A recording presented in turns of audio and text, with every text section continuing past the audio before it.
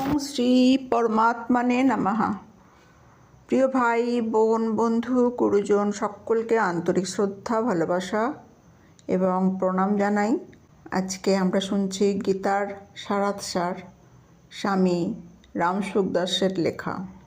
গীতায় ভগবান বলেছেন, পরস্পরং ভাবয়ন্তু শ্রেয় পরম বাপ্সত, অর্থাৎ একে অপরকে উন্নত করায় রত থাকলে তোমরা পরম কল্যাণ প্রাপ্ত হবে। প্রত্যেকেই একে অপরের অভাব পূর্ণ করবে, একে অপরের সুখ বিধান করবে, সাধন করবে, তাহলে অনায়াসেই সকলের কল্যাণ হয়ে যাবে। তে পাপ্নুবন্তি মামেব সর্বভূত হিতে রতঃ। এই জন্য অপরের হিত সাধন করা উচিত, অপরের সুখ বিধান, অপরকে সম্মান প্রদর্শন করা উচিত, অপরের কথা মান্য করা, তাদের সেবা করা, তাদের আরাম দেওয়া উচিত। অপরে আমাদের সেবা করুক বা নাই করুক তার পরোয়া করা উচিত না, অর্থাৎ অপরের কি কর্তব্য তা আমাদের দেখা উচিত নয়, বরং আমাদের উচিত নিষ্কামভাবে আমাদের কর্তব্য পালন করা। কেননা অপরের কর্তব্য দেখা আমাদের কর্তব্য নয়। এখানে একটি বিশেষ কথা মনে রাখা দরকার, তা হলো এই যে আমাদের প্রাপ্য বস্তু পরিস্থিতি প্রভৃতি অন্য ব্যক্তির অধীন নয়, তা হলো ভাগ্যের অধীন। ভাগ্যানুসারে যেমন প্রতিকূল বস্তু পরিস্থিতি নিজে নিজেই এসে যায়, তেমনি অনুকূল পরিস্থিতিও নিজে নিজেই এসে যাবে। অন্য লোকেও তাদের ভাগ্যে যা আছে তাই পাবে, কিন্তু আমাদের সেদিকে না তাকিয়ে নিজেদের কর্তব্যের প্রতি দৃষ্টি দিতে হবে, অর্থাৎ আমাদের নিজেদের কর্তব্য পালন বা সেবা করতে হবে। দ্বিতীয় কথা, আমাদের সেবার বদলে যদি অপরও আমাদের সেবা করে তাহলে আমাদের সেবার মূল্য কমে যাবে। যেমন আমরা একজনকে 10 টাকা দিলাম আর সে আমাদের 5 টাকা ফেরত দিল, তাহলে আমরা যা দিয়েছি অর্ধেকই বাকি রইল। অতএব পরিবর্তে কেউ যদি আমাদের সেবা না করে তাহলে আমাদের মঙ্গল খুব তাড়াতাড়ি হবে। যদি অপরে আমাদের সেবা করে বা যদি অপরের কাছ থেকে আমাদের সেবা নিতে হয় তাহলে তার উপকার মেনে নিন, কিন্তু তাতে প্রসন্ন হবেন না। প্রসন্ন হওয়া হলো ভোগ, আর ভোগ হলো দুঃখের কারণ। যে হি সংস্পর্শজা ভোগা দুঃখ জানায় এবাতে। আমার সুখ হোক, সম্মান হোক, আমার কথা থাকুক, আমি আরাম পাই, অপরে আমার সেবা করুক, এই ভাব হলো পতনের কারণ। অর্জুন ভগবানকে জিজ্ঞেস করেছিলেন, মানুষ না চাইলেও পাপ করে কেন? ভগবান বলেছিলেন, আমি পাবো এই কামনাই প্রবৃত্ত করে। যেখানে ব্যক্তিগত সুখের কামনা সেখানেই সব পাপ, সন্তাপ, দুঃখ, অনর্থ প্রভৃতি এসে যায়।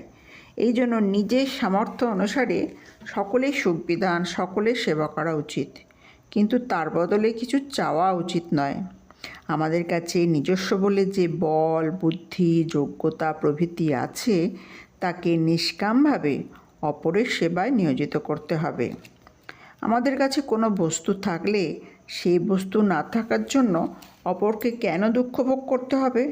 আমাদের কাছে অন্ন, বস্ত্র, জল থাকা সত্ত্বেও অপরে কেন ক্ষুধার্ত, নগ্ন এবং তৃষ্ণার্ত থাকবে?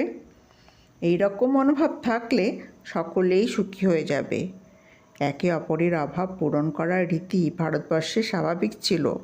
কৃষক শস্য উৎপাদন করত এবং সেই অন্ন দিয়ে জীবন নির্বাহের সকল সামগ্রী সে নিয়ে আসতো। তরিতরকারি, তেল, ঘি, বাসন, কাপড় প্রভৃতি যা কিছু তার প্রয়োজন তা সবই শস্যের বদলে পাওয়া যেত। যে তরিতরকারি সে উৎপন্ন করত তার দিয়ে অন্য সামগ্রী নিয়ে আসতো। এইভাবে লোকে কোনো একটি জিনিস তৈরি করত এবং তার দ্বারা অন্য প্রয়োজনীয় বস্তু সংগ্রহ করে নিত। টাকা পয়সার কোনো প্রয়োজন ছিল না, কিন্তু এখন টাকা পয়সা পাওয়ার স্বভাব বদলে গেছে। টাকা পয়সার লোভের দ্বারা আমরা নিজেদের বিরাট পতন ঘটিয়েছি। পয়সা সংগ্রহের প্রবল ইচ্ছা জেগেছে।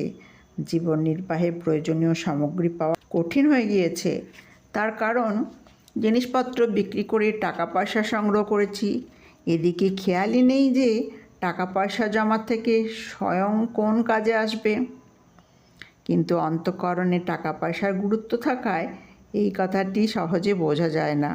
অর্থের এই ক্ষুধা ভারতবর্ষের জীবনগত নয়, এটি কুসঙ্গজনিত।